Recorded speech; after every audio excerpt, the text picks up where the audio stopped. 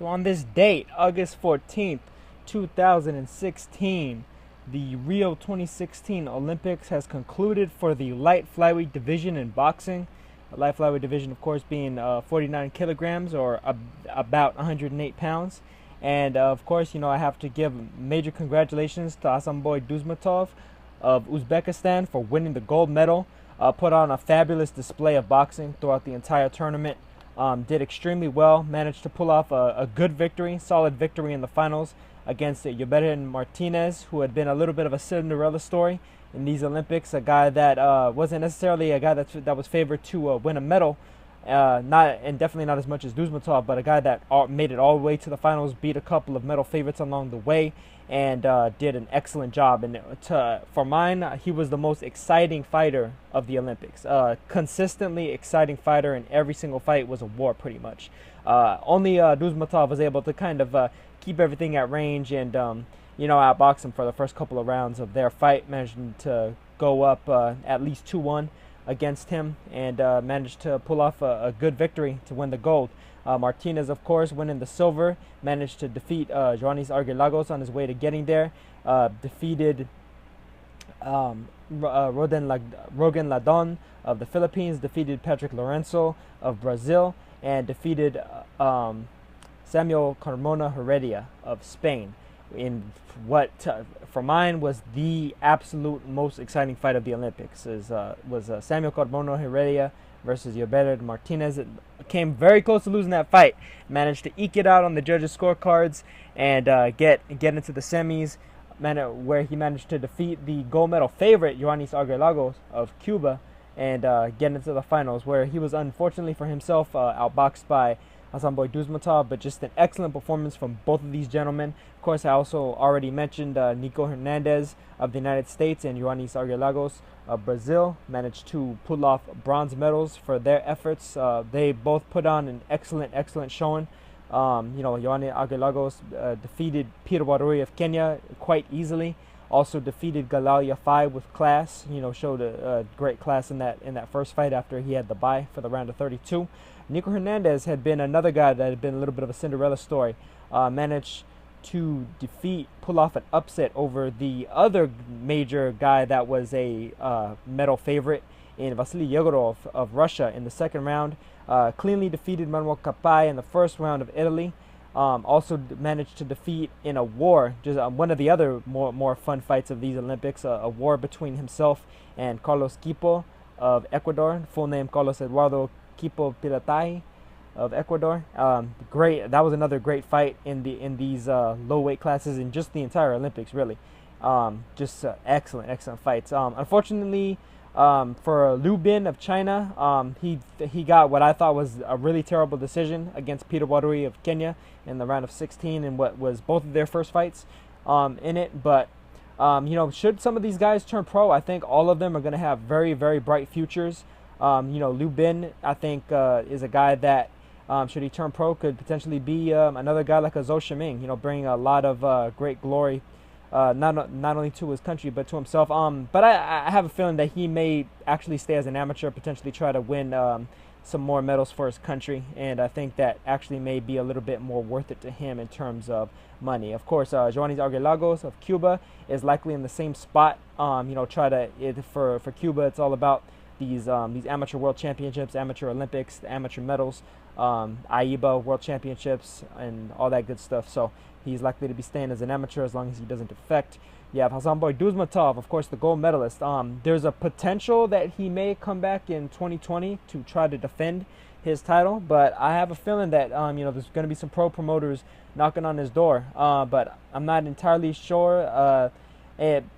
Because the thing is, Uzbekistan, as far as I understand, tends to be one of the countries that really takes good care of their amateur athletes, takes good care of their athletes that bring glory to their country, in a similar fashion as China, India, Kazakhstan to a certain degree.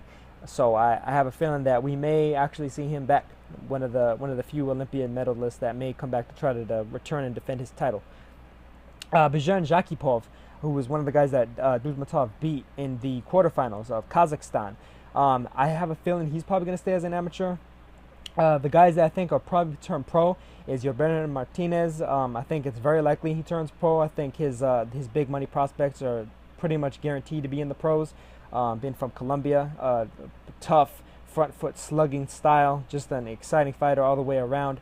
Absolutely the same for Nico Hernandez. A bit of a different style, but at the same time, a very much a pro style. He had a little bit of a Michael Carbajal-esque story. Came just short of getting to the medal rounds, similar to how Carbajal arguably got robbed, but came up just short of getting the gold medal in the finals of his '88 Olympics. He's going to be a fun fighter to watch. Young guy, he's definitely very sellable in the U.S. as far as the pro scene goes. Carlos Quipo is a possibility to turn pro from Ecuador. Galal Yafai is most likely a guarantee to turn pro, along with his brothers.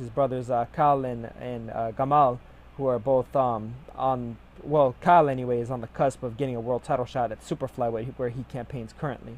Rogen Ladon of the Philippines is likely to turn pro. Those guys tend to turn pro fairly early. It's a little bit rare that you see some of the higher level fighters from the Philippines actually engage in the Olympics. A lot of times they'll turn pro as quickly as possible, try and win some world titles and get the gold they can put in their pocket, as opposed to the one that they will around their neck.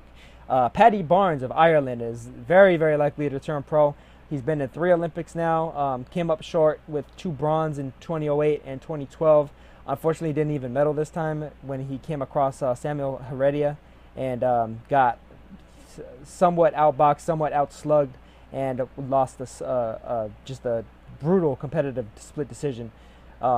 And then Joselito Velasquez of Mexico, I think, is likely to turn pro as well. He's another guy that, similar to the Philippines, not necessarily known for amateur boxing quite as much as pros, so it's most likely that he'll find his best opportunities in terms of finances in the pro game. Vasily Yegorov of Russia, him may be a little bit of a toss-up. The thing is, he's a guy that has an amateur style to a certain degree, but also a pro style to a certain degree. He's very quick, quick hands, quick feet. He's a guy that I could very easily see turning pro, but at the same time, considering that he's won medals for Russia before, I could very well see him returning for another Olympics, if not at least staying as an amateur for another couple of years to try and win another world championship. So between him, Liu Bin, Ioannis Agerlagos, and Hasanboy Dusmatov, the next couple of years for the AIBA World Championships and then the 2020 Olympics may be very interesting and just as fun and competitive as this one was. And so for me, so far throughout these Olympics, the light flyweight division has delivered more consistently in terms of excitement, in terms of just fast-paced, high skill level action than any of the other divisions. And that's not to say that the other divisions haven't given their fair share of thrills as well. But these guys have just really shown out, and I'm very much impressed with everything that all these guys, whether they medaled or not, have put forward. But of course, just a quick rundown once again.